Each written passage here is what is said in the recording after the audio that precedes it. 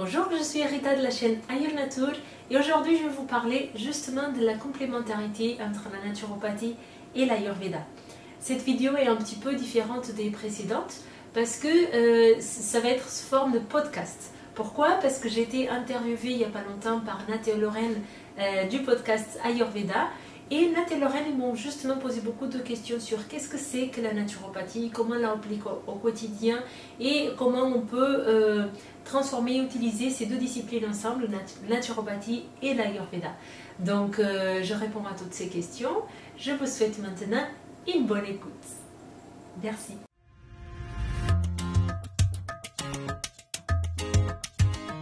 Bonjour et bienvenue sur le podcast Ayurveda, le premier podcast francophone dédié à cette médecine traditionnelle indienne.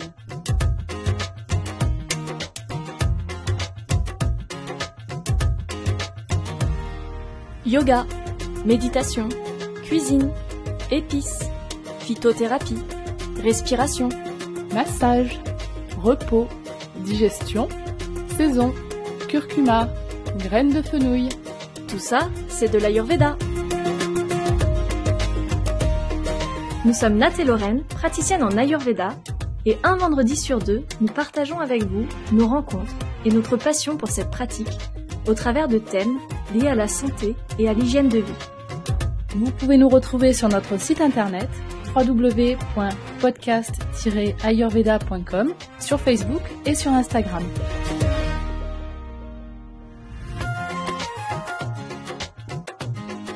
Nous accueillons Rita, naturopathe et thérapeute en Ayurveda. Rita nous propose de croiser nos regards entre naturopathie et Ayurveda, deux médecines reconnues par l'OMS comme des médecines traditionnelles. Vous avez peut-être déjà hésité à consulter en naturo ou en Ayurveda. Nous allons voir quelles sont les similitudes, les différences entre ces deux médecines. Bonne écoute! Bonjour Rita et merci de nous avoir rejoints dans le podcast. Bonjour. On est ravis de te recevoir. Rita, tu as toujours été dans le domaine médical en fait. Tu as exercé comme infirmière pendant 5 ans. En parallèle, tu as étudié la naturo et la réflexologie plantaire en France. Et puis l'Ayurveda en Inde. Et puis au retour d'un voyage initiatique de 6 mois en Asie, là tu te décides à ouvrir ton cabinet à Marseille. Et aujourd'hui tu es donc naturopathe et thérapeute en Ayurveda, également formatrice et conférencière, et tu partages sur ta chaîne YouTube qui s'appelle Ayur Nature. Est-ce que tu peux nous dire comment tu en es venue à t'intéresser aux médecines naturelles ? En fait, je me suis toujours intéressée aux médecines naturelles. Si tu veux, même quand j'ai fini l'équivalent du bac au Portugal, je voulais faire réflexologie plantaire. C'était mon truc dès le début. Mais mon père m'a déconseillé. Il m'a dit qu'il fallait que je cherche un vrai travail. et du coup, je me suis orientée vers la médecine allopathique. J'ai hésité entre médecin, infirmière, et finalement l'infirmière elle est plus proche du patient, donc ça me correspondait un peu plus, voilà, plus que kiné ou que toute autre chose dans le milieu médical. Voilà, donc j'ai commencé par là. Après c'est en travaillant en France que du coup je trouvais que j'avais beaucoup de temps libre parce que je travaillais comme infirmière la nuit et du coup j'avais toute la journée libre et j'ai décidé d'étudier mais aucune post-graduation ou des choses qui existent pour les infirmiers en France, il y avait rien qui m'intéressait, donc là je me lance dans la naturopathie et voilà, et de fil en aiguille j'ai continué à étudier, toujours pour moi à titre personnel, pas vraiment pour exercer à l'époque, et puis c'est comme tu disais, je suis partie dans un voyage initiatique parce qu'à un moment donné, j'étais heureuse de ma vie, mais il me manquait quelque chose, je savais pas quoi. Donc j'aimais mon travail d'infirmière, j'étais très heureuse avec mon compagnon, j'habitais dans un endroit avec vue sur la mer, tout était magnifique, mais il me manquait quelque chose et donc je suis partie avec un billet simple d'aller pour me chercher. Et ben je me suis trouvée. Voilà, donc voilà, c'était très bien. Au bout de 6 mois, je suis rentrée pour des raisons personnelles. Je suis rentrée pour mon compagnon qui a eu un problème de santé. Et là, du coup, j'ai décidé de m'installer avec l'Ayurveda et la naturopathie. Et donc dans cet épisode, on voulait un peu décrire les similitudes entre naturopathie et Ayurveda.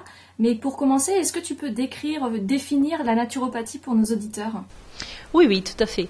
Alors, la naturopathie, déjà, si on va séparer un petit peu le mot, c'est nature-path. Donc, le chemin, path, c'est chemin, et nature, comme de biologie. Donc, alors que l'Ayurveda, c'est la science de la vie, la naturopathie, ça va être le chemin de la nature. C'est aussi une science holistique, comme vous avez dit. Donc, elle prend en considération le corps et le mental. La notion de spiritualité, elle est là, mais peut-être un peu moins qu'en Ayurveda. Elle n'est pas tellement décrite. Mais dans tous les cas, on va avoir un lien qui est très visible entre le corps et l'esprit, mais dans le sens mental. C'est-à-dire qu'on va étudier, par exemple, la sérotonine. Donc, on va étudier les neurotransmetteurs et on va voir que, par exemple, la sérotonine est un neurotransmetteur qui nous donne du bonheur, qui nous permet d'être en joie la journée, qui nous permet de bien dormir. Et donc, c'est très associé en allopathie, donc c'est-à-dire pour les médecins allopathes, beaucoup pour le système nerveux. Pour nous, en naturopathie, on va dire que c'est très lié avec le système digestif parce que la sérotonine, elle est créée au niveau des entérocytes, au niveau du système digestif. Donc, on va retrouver toujours ce lien entre le corps et l'esprit, le corps et le mental plutôt, mais on va toujours on va chercher la particule, la cellule, la molécule. Voilà. Je voulais juste savoir, la naturopathie et l'Ayurveda, c'est toutes les deux des médecines traditionnelles. Elles sont reconnues par l'OMS. L'Ayurveda est reconnue par l'OMS depuis 1982. C'est la médecine traditionnelle la plus ancienne au monde. Qu'est-ce qu'il en est de la naturopathie par rapport à l'OMS, à la reconnaissance de la naturopathie?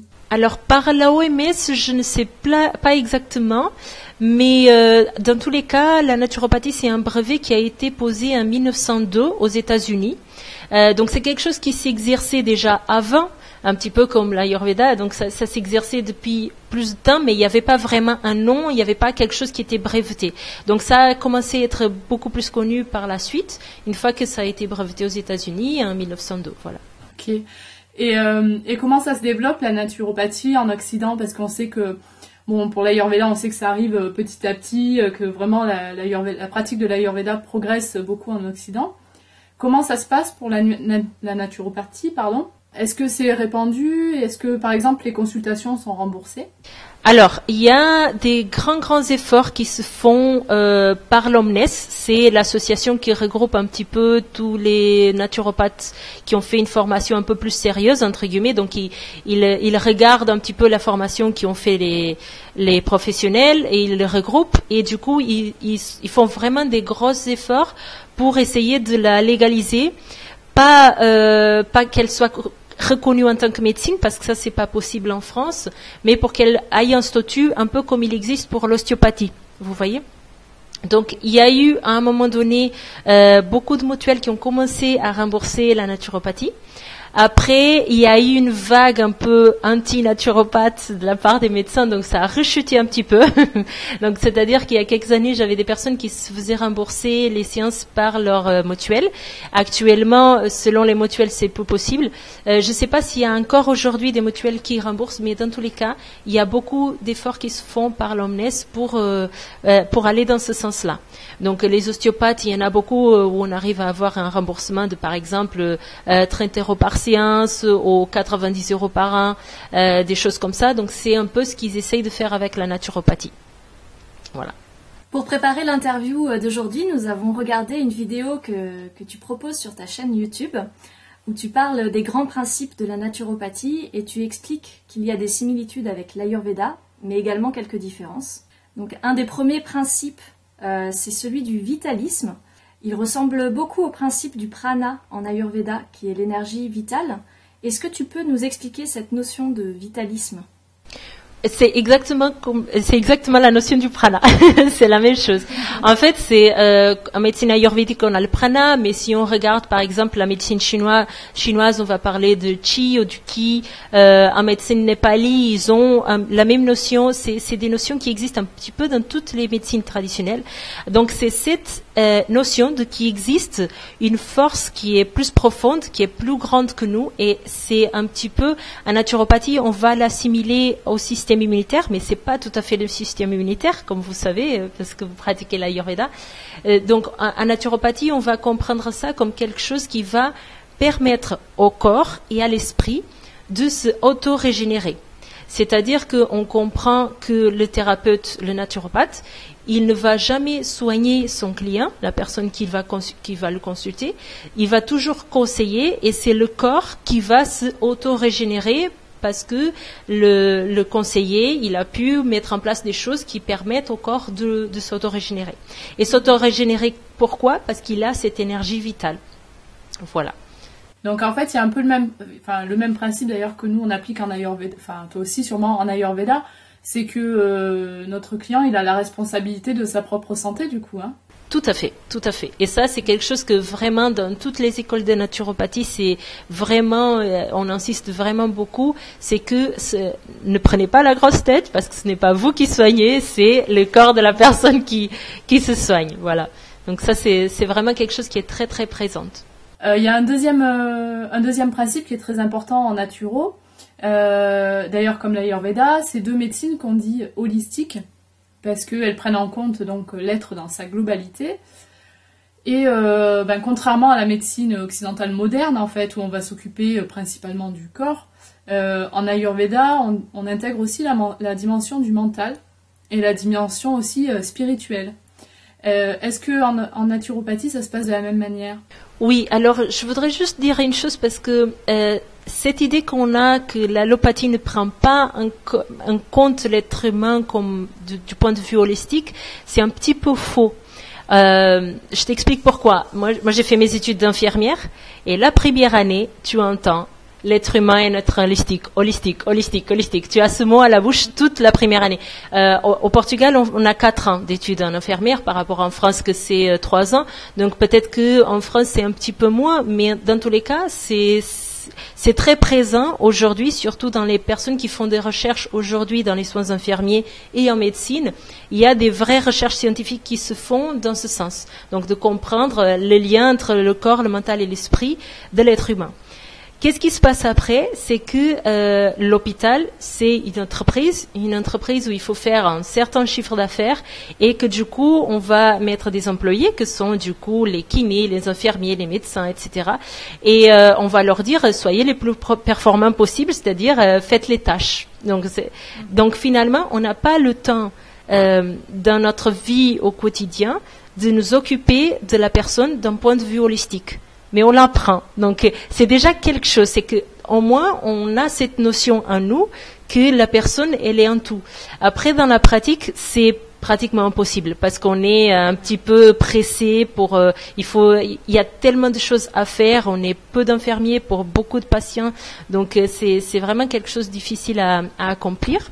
Mais, de notre point de vue, si on va en Inde, dans les hôpitaux où l'Ayurveda se pratique en combinaison avec l'allopathie, parce qu'il existe des hôpitaux comme ça en Inde où ils font les deux, l'Ayurveda dans ces hôpitaux publics, elle n'est pas faite d'une meilleure façon en fait, parce que les médecins ils ont 5 minutes pour voir, et plus en Inde, imaginez la population qu'il y a en Inde dans un hôpital public, c'est encore pire que chez nous en fait, parce qu'ici au moins le médecin traitant il prend un petit peu de temps pour nous écouter selon sa personnalité un petit peu, je vous accorde, il n'y a pas tous les médecins traitants qui vont prendre du temps pour écouter ses patients, mais il y en a quand même, on les trouve. On entre dans un hôpital public, c'est impossible quoi, c'est encore pire. Donc c'est pas tellement la médecine qui ne voit pas du point de vue holistique, c'est la façon dont elle est pratiquée. Je pense qu'il y a beaucoup de soignants qui en fait aimeraient pouvoir avoir la possibilité ou avoir le temps de se consacrer aussi à prendre plus soin du mental et de la spiritualité des gens. Hein. Ah, c'est sûr. Et en naturopathie, oui, justement, c'était ça ta question. Donc, nous, on apprend beaucoup. Et par contre, comme on est en cabinet, normalement, on s'occupe d'une personne à la fois, on a le temps de le faire. Comme en Ayurveda, on a le temps de le faire. Après, c'est juste que en naturopathie, cette notion de spiritualité, elle est un petit peu moins présente parce qu'on n'a pas tout le samkhya, tout ce qu'on comprend en Ayurveda. On a une compréhension autre, même de l'univers en fait. On a une compréhension autre en Ayurveda qui est plus large. En naturopathie, on va vraiment se focaliser sur la personne comme un tout, mais on va pas la connecter avec son être supérieur, avec toutes les autres personnes qui sont sur la planète. Voilà, il n'y a pas cette relation-là en naturopathie. Donc pour les personnes qui sont en recherche un petit peu de spiritualité, qui veulent aller plus loin à ce niveau-là, il vaut mieux peut-être que ces personnes-là se dirigent plutôt vers l'Ayurveda alors. Je pense, oui. Et puis il faut se diriger vers l'Ayurveda, vers un thérapeute qui puisse faire ces choses-là, parce que après ça dépend de la personne. C'est aussi ce que je dis aux personnes qui me demandent où est-ce que je vais me former. Il y a beaucoup de personnes qui me demandent, et pour la naturopathie et pour l'Ayurveda, quelle est la formation que je dois choisir. Et je dis toujours, allez-y faire les portes ouvertes de toutes les écoles et allez-y là où ça vous parle, parce que chaque enseignant il est différent et il va pas forcément enseigner de la même façon les mêmes choses, parce que toutes ces médecines elles sont très vastes, et du coup il faut aller chez quelqu'un qui nous corresponde, quoi. Il faut suivre son intuition. Oui, exactement. Alors dans ta vidéo, nous avons entendu que tu parlais d'humorisme. Alors en Ayurveda, nous on décrit parfois les doshas Vata, Pitta et Kapha comme étant des humeurs biologiques. Nous avons donc cherché pourquoi ce terme d'humeur, et en fait ça vient du latin humor, qui désigne une substance liquide élaborée par un corps organique, donc en l'occurrence humain. Donc à l'origine, le terme humeur était un terme purement médical, qui provient de la théorie des humeurs, qui est l'une des bases de la médecine antique. Donc que signifie ce terme humorisme pour la naturopathie? Alors c'est exactement ce que tu as dit. Donc on a des fluides, des humeurs, ce qu'on appelle les humeurs dans le corps, qui vont nous donner pas les doshas, parce que c'est pas du tout la même vision, mais qui vont nous donner des morphotypes, ok? Donc on a, ça c'est une des principales différences qu'on peut retrouver entre l'Ayurveda et la naturopathie, c'est que en Ayurveda on a toujours les trois doshas. Donc ce sont les gérants du corps, donc on va les retrouver en anatomie physiologie, on va les retrouver dans notre constitution de base, dans le déséquilibre, etc. Là, pour la naturopathie, on est plus dans le corps, dans la molécule, ok? Donc on a dans le corps ces humeurs qui circulent. Okay, on a différents types d'humeurs, et selon l'humeur que va circuler chez nous, on va avoir tel ou tel morphotype. Et quand on parle de morphotype, on parle de ce qu'on a en Ayurveda, on dit la Prakriti, notre constitution de base. Okay? Donc on va avoir deux grandes familles. En naturopathie, alors les noms ils sont horribles, c'est les neuroarthritiques et les sanguins pléthoriques. C'est horrible. Alors comment tu dis? Alors c'est neuroarthritique. Les neuroarthritiques et les sanguins pléthoriques. Je vais vous expliquer pourquoi. Alors les neuroarthritiques, ça va être peut-être un peu le vata déséquilibré. Vous voyez, donc la personne qui est frileuse, mince, qui a beaucoup de rides, un teint un peu plus foncé, etc. Donc le neuroarthritique, c'est un arbre, ok? Il faut imaginer un arbre. Donc il y a les deux branches, mais après elles se subdivisent. Et donc plus on va loin dans la branche, plus on va retrouver la personne de plus en plus nerveuse. Donc il y a, d'abord on appelle ça le respiratoire, on a différents noms jusqu'à retrouver le grand nerveux, ok? Donc là, on est un petit peu dans la branche Vata déséquilibrée, où celui qu'on appelle le respiratoire, il n'est pas déséquilibré, il est plutôt bien, mais il va avoir un petit peu tendance à avoir les pathologies respiratoires, un peu tout ce qui est rhume, tout ce qui est pathologie d'excès de froid, et tout ce qui est ciblé système nerveux. Okay? Plus on continue dans la branche, plus on va retrouver une personne de plus en plus stressée, etc. Déjà avec des problèmes, plus c'est avancé et plus c'est là depuis longtemps, ça va donner des problèmes articulaires. Okay? Et c'est un peu la même chose qu'on a en Ayurveda, parce que le Vata, si le Vata il est déséquilibré pendant des années, du coup il est très sec au niveau des articulations, forcément il va avoir des problèmes, parce que excès de Kapha, excès de Vata, diminution de Kapha. C'est un petit peu la même chose qu'on retrouve. Après, dans l'autre branche, ce qu'on appelle les sanguins pléthoriques, c'est ces personnes. Alors, on va retrouver et le Kapha et le Pitta. c'est la personne du coup qui aime bien manger, qui mange carné, c'est le bon vivant. Il n'a pas peur de rien, il parle comme il veut. Il s'organise jamais. Par exemple, s'il part en camping, il va rien prendre avec lui, il va peut-être même oublier le sac de couchage, alors que le neuroarthritique, jamais, il a, déjà une semaine avant de faire le camping, il a déjà fait une liste avec tout ce qu'il fallait, parce que il cogite à tout ce qui peut lui arriver dans le camping, etc. Donc le sanguin pléthorique, c'est celui qui s'occupe de rien, il va tranquille, il fait confiance à la vie, il est toujours content, tout le monde l'aime, etc. Et puis quand il augmente, donc si on continue dans cette branche, on va trouver l'obèse, donc on a l'obèse blanc, l'obèse rouge, donc ça on va retrouver un peu le kapha, le pitta. Et là c'est donc quand il a un peu excédé dans l'alimentation, etc., il va avoir des problèmes cardiaques, des problèmes pulmonaires, il peut avoir des problèmes de peau, voilà. Voilà les deux grandes branches qu'on a, basées un petit peu dans ses humeurs. Après, ses humeurs, l'humorisme, on va l'utiliser pour savoir quel est le type de thérapie qu'on doit conseiller à la personne.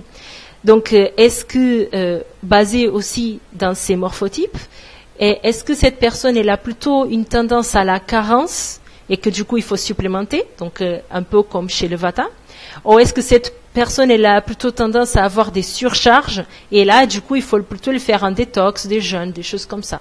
En Ayurveda, on a les thérapies Lingana et les thérapies Brahmana. Je ne sais pas si vous avez appris ça, mais voilà, c'est la même, c'est un peu la même idée. On n'a pas encore parlé de ça d'ailleurs dans le podcast. Ça peut faire un beau sujet d'épisode.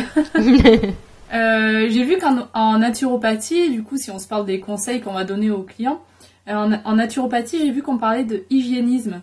Donc c'est tous les conseils qu'on peut donner aux clients pour l'emmener sur le chemin d'une meilleure santé. Ces conseils, ça va regrouper l'alimentation, le mental, l'axe corporel, avec tout ce qui est pratique physique, respiration, etc. Alors, en Ayurveda, on a une notion fondamentale qui est celle de l'adaptabilité, c'est-à-dire qui découle directement du principe des doshas, du fait qu'on considère que chaque individu est unique. Donc, c'est-à-dire que quand on fait une consultation, les recommandations qu'on donne sont très individualisées. On va les faire évoluer au fur et à mesure des consultations, selon les besoins. Comment ça se passe en naturopathie par rapport à ça? C'est toujours pareil. Le principe, c'est de individualiser. Donc, comme en Ayurveda. Mais parce que je connais les deux séances, je trouve que c'est un petit peu moins adapté en naturopathie par rapport à l'Ayurveda. Et pourquoi? Parce que en Ayurveda, les doshas, ils sont tout. Tout est basé dans les doshas. Ils correspondent à notre métabolisme, ils correspondent à notre constitution, ils correspondent à tout. Alors que en naturopathie, on est plus à chercher à essayer de prouver les choses par les tests, les recherches scientifiques. Et du coup, on retrouve beaucoup de choses qui sont contradictoires. Parce qu'un chercheur, et ça on le comprend bien en Ayurveda, quand on cherche quelque chose, on va la trouver. Parce qu'on est axé sur cette chose. Donc forcément, on a beaucoup d'études scientifiques qui sont très contradictoires. Et il y a des effets de mode. Et du coup, en naturopathie, on a beaucoup... ce qui se passe au cabinet, c'est que... les conseils vont beaucoup dépendre de ce qui a marché pour le thérapeute. Ça, c'est vraiment mon avis personnel. Donc, j'engage vraiment que mon nom parce que je sais qu'il y a beaucoup de personnes qui seront pas en accord avec ce que je dis là. Mais ça, c'est ce que j'ai remarqué moi. C'est-à-dire que dans les naturopathes, on a les hygiénistes purs. On a les personnes qui font que le jeûne. On a des personnes qui disent il faut être végétarien. On a des personnes qui disent il faut surtout pas être végétarien. Et du coup, personne n'est d'accord. Pourquoi? Parce qu'on n'a pas cette notion qu'on a avec les doshas. Et même si on a les morphotypes, on n'a pas... oui, on va dire que un neuroarthritique, il faut qu'il mange plus chaud, etc. Mais c'est beaucoup moins précis et finalement on donne beaucoup moins d'attention aux morphotypes quand on fait une consultation. Parce que quand on fait une consultation, du coup la personne elle vient avec un problème. Et tu as tellement d'outils, tu as la phytothérapie, les huiles essentielles. Après, c'est chaque thérapeute qui décide. Par exemple, moi, j'utilise la phyto et la micronutrition. Les huiles essentielles, ça me parle pas. Les fleurs de bac, très peu. Donc, je peux être amenée à utiliser parce que je les ai appris et tout. Mais vraiment, mes deux axes en naturopathie, c'est la micronutrition, c'est-à-dire le magnésium, etc., que j'essaie toujours de mettre dans la nourriture. Si c'est pas possible, je supplémente. Et après, c'est la phytothérapie qu'on a aussi en Ayurveda. Donc, on n'est pas tous pareils. Il y a des naturopathes qui sont... donc, les personnes, elles sortent avec 300, 400 euros de supplément de chaque consultation. Oui, mais je dis pas que c'est bien ou que c'est pas bien. C'est juste, c'est pas ma façon de travailler. Donc, comme on l'a vu tout au long de cet épisode, donc la naturopathie a une dimension plus scientifique et l'Ayurveda a une dimension plus spirituelle. Cependant, en fonction de son choix, que l'on se tourne vers l'une ou vers l'autre, dans les deux cas, l'objectif, c'est de mieux se connaître pour mieux prendre soin de soi. Que penses-tu de cela? Et est-ce que selon toi, cette connaissance de notre corps, de notre esprit, voire de notre âme, permet d'accéder à une meilleure santé? Oui. Bah oui, moi je suis complètement ancrée sur ça. C'est pour ça que maintenant j'ai choisi de continuer à approfondir plus l'Ayurveda et de continuer bien sûr à exercer de la naturopathie parce que pour moi le côté scientifique est très important aussi. Mais la spiritualité aujourd'hui fait partie de ma pratique à 100%, quoi. C'est que je ne peux pas recevoir quelqu'un et ne pas prendre en considération sa partie spirituelle parce que je vois une différence énorme. Je peux vous donner un exemple. Là, j'ai reçu quelqu'un il y a pas longtemps. Donc, j'ai commencé à la suivre il y a relativement peu de temps. Je l'ai vue 3 fois. Donc, c'est quelqu'un qui a une candidose, donc bien implantée. Elle a vu une médecin naturopathe avant de me voir, qui l'a donné un protocole anti-candida avec des gélules, des ovules aussi vaginaux, parce que la candida, elle est déjà au niveau vaginal aussi. Mais du coup, elle a tout acheté, mais elle a rien voulu faire parce qu'elle voulait me voir d'abord. Donc déjà, moi, j'ai fait tout ce qui est côté alimentation et côté exercice physique, méditation, etc. parce que ce n'était pas du tout fait par la médecin. C'était pas une naturopathe pure, c'était une médecin naturopathe, donc forcément, elle l'a vu en 15 minutes. C'est pas pareil. Et du coup, on a fait ça. Et j'ai dit, on essaye de se voir d'ici un mois et demi. Je l'ai dit, vous avez tout acheté, donc faites ce protocole. Je ne vais pas vous donner d'autres choses parce que vous n'allez pas encore dépenser plus d'argent. Et ce qui est arrivé, c'est que cette personne, elle a rien fait en fait, finalement. Pourquoi? Parce que finalement, au niveau de l'esprit, il y avait trop de choses. Il y avait beaucoup trop de choses, il y avait trop de compléments alimentaires. Et en plus, quand elle m'a vue, je lui ai donné trop d'informations sur l'alimentation et c'était trop. Donc même si je l'ai parlé de méditation, de respiration, je l'ai donné Nadi Shodhana pour calmer un petit peu son vata, toutes ces choses-là. Elle l'a fait, mais vous voyez comment c'est le vata. Le vata, ça se disperse. Du coup, la dernière fois que je l'ai revue, là, c'était cette semaine, j'ai fait quelque chose de complètement différent. J'ai dit, on laisse tout tomber et on a fait pratiquement 1 heure de méditation, en fait, de psychologie védique. Ça, je ne sais pas si vous avez étudié. Donc, on a plusieurs étapes dans la psychologie védique pour se libérer des addictions. Donc, son problème, c'est aussi le sevrage de sucre qui est très dur. Donc, j'ai fait ces étapes. Donc, pendant 1 heure, ou peut-être pendant 45 minutes, on a fait ça. C'est une sorte de méditation, mais où on va étape par étape pour qu'elle comprenne qu'elle n'a pas besoin de ce sucre et que ce sucre, il fait du mal. Et donc, elle a compris dans son corps que ce sucre, il ne fait pas du mal. Et du coup, là, on va vraiment étape par étape. C'est-à-dire que maintenant, je l'ai dit, stop tous les compléments alimentaires. Je l'ai dit de continuer les ovules parce que elle a vraiment des vrais symptômes qui le dérangent complètement dans sa vie. Donc, on traite un petit peu ce côté symptomatique, même si c'est pas ça la vision de l'Ayurveda. Chez elle, on peut pas tout faire d'un coup, parce que sinon elle se déstabilise. Et elle m'a fait ça 2 fois. 2 fois, elle m'a appelé, elle a dit, j'ai besoin d'un rendez-vous tout de suite parce que j'ai rien fait. Et je dis, non, mais ça sert à rien, en fait. Ça sert à rien. En fait, il faut mieux faire petit à petit. Donc ça, c'est pourquoi? C'est pour qu'au niveau de son esprit, tout était embrouillé. Tout était beaucoup trop d'air et d'éther. Tout, ça partait dans tous les sens. Trop d'éparpillement, trop de vata. Et du coup, il faut d'abord calmer ça pour qu'on puisse continuer. En naturopathie, on a moins cette notion. Par contre, on a tout ce qui est études scientifiques très bien décrit. Et ça, c'est très important, surtout pour une personne qui est Pitta, qui cherche à tout comprendre, une personne qui a vraiment besoin d'être rassurée, la naturopathie, là je trouve que c'est quelque chose de fondamental dans ma pratique, parce que je peux expliquer à cette personne ce que je vous ai expliqué sur la sérotonine, par exemple, je peux l'expliquer exactement pourquoi il faut prendre par exemple du griffonia, c'est une plante qu'on utilise en naturopathie, pourquoi il doit la prendre à 16h30 par exemple s'il a la fringale à 17h. Donc je l'explique exactement quel est le processus que ça fait, qu'est-ce que le précurseur de la sérotonine va faire pour qu'il soit bien et qu'il ait plus de fringales. Vous voyez? Donc ça, je trouve que les deux sont complémentaires à ce niveau-là. Alors les études scientifiques, ça part un petit peu dans tous les sens, donc il faut bien les choisir. Déjà, il faut regarder comment il est fait l'étude, sur combien de personnes, parce que si une étude est faite sur 5000 personnes, c'est pas pareil que s'il est fait sur 100, par exemple. On n'a pas le même type de résultats. Et puis toujours voir si la personne qui a fait l'étude n'est pas affiliée à un labo pour essayer de vendre tel ou tel produit. Voilà, il y a une certaine recherche à faire et puis il faut bien sélectionner les informations. Mais ça, c'est tout un travail d'une vie.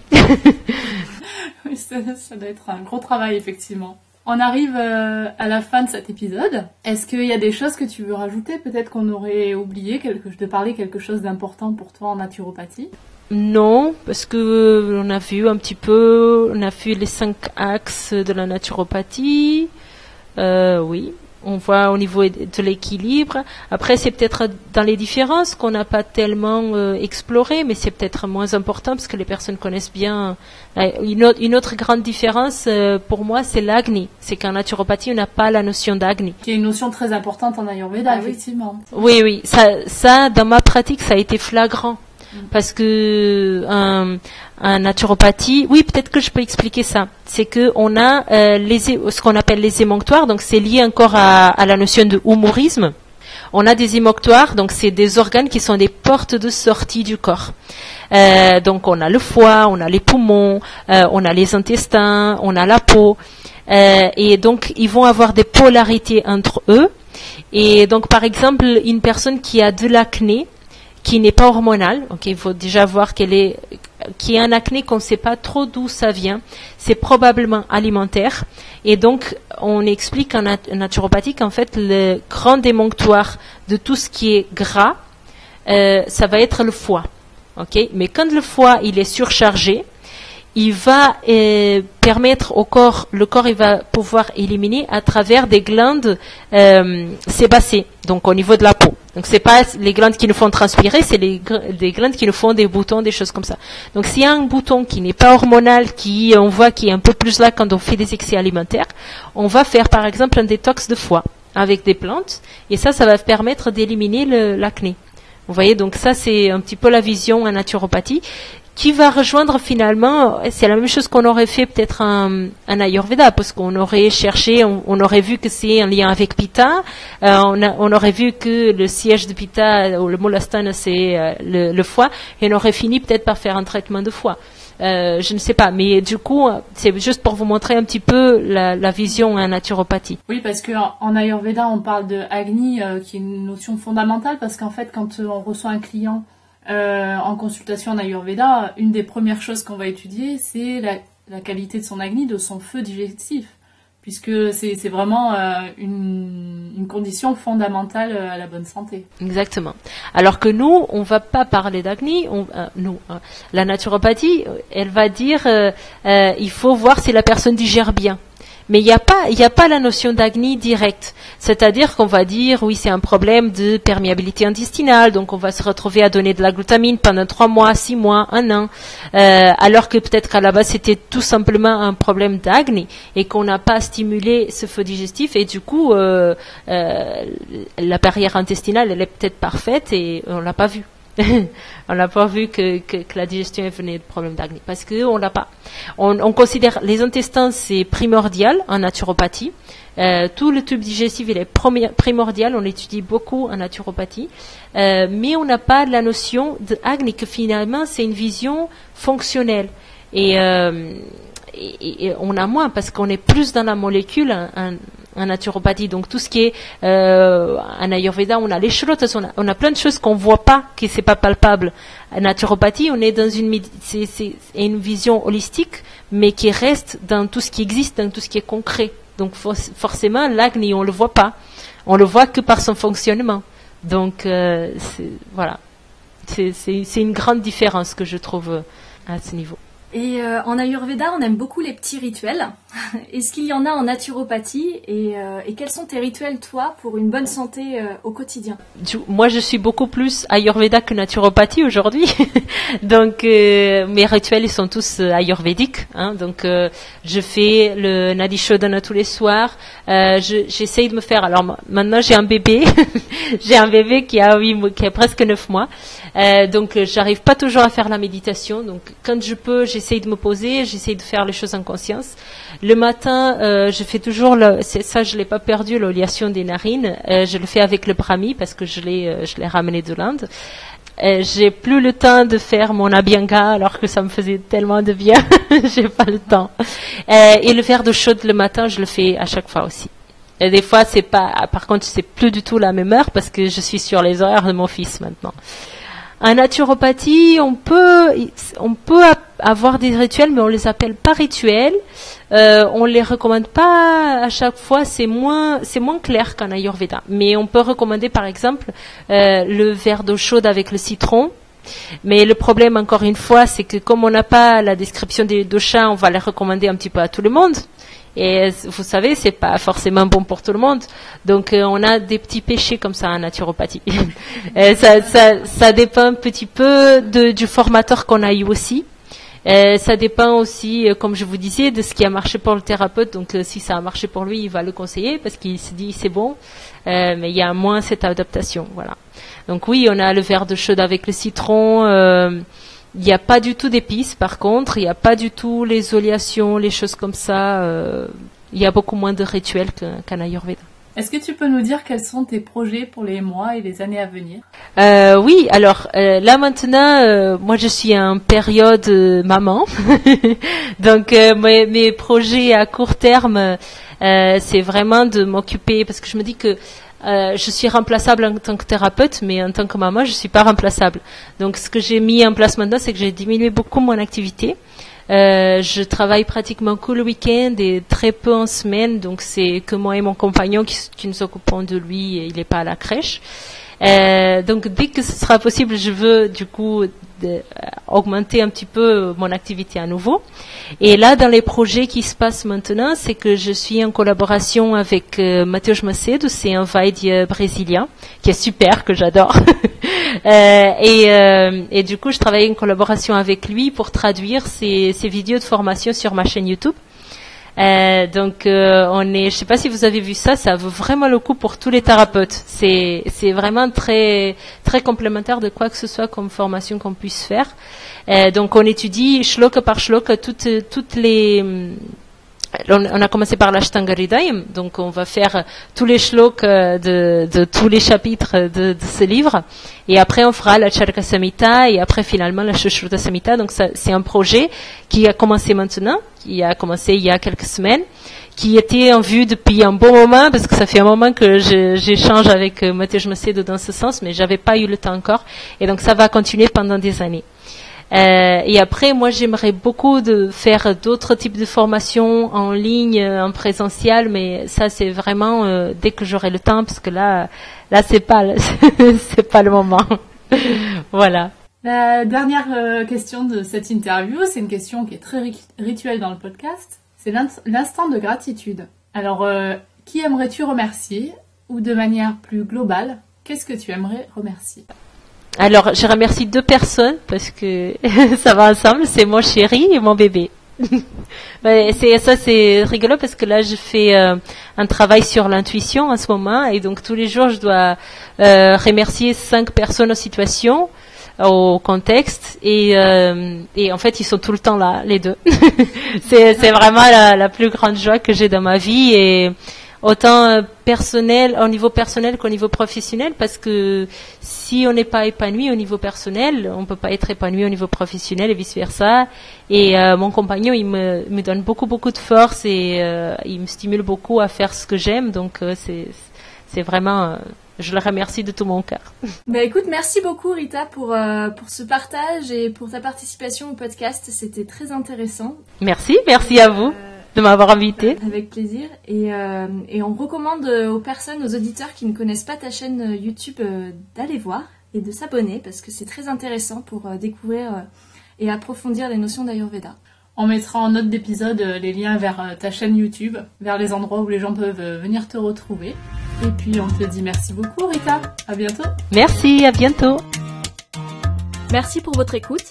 Si comme nous vous aimez cette idée de podcast sur l'Ayurveda, n'hésitez pas à nous encourager avec une note ou un commentaire sur votre plateforme d'écoute de podcast et bien sûr en vous abonnant au podcast. Vous pouvez nous retrouver sur notre site internet www.podcast-ayurveda.com ou sur notre page Facebook Podcast Ayurveda par Nat et Lorraine. À très bientôt.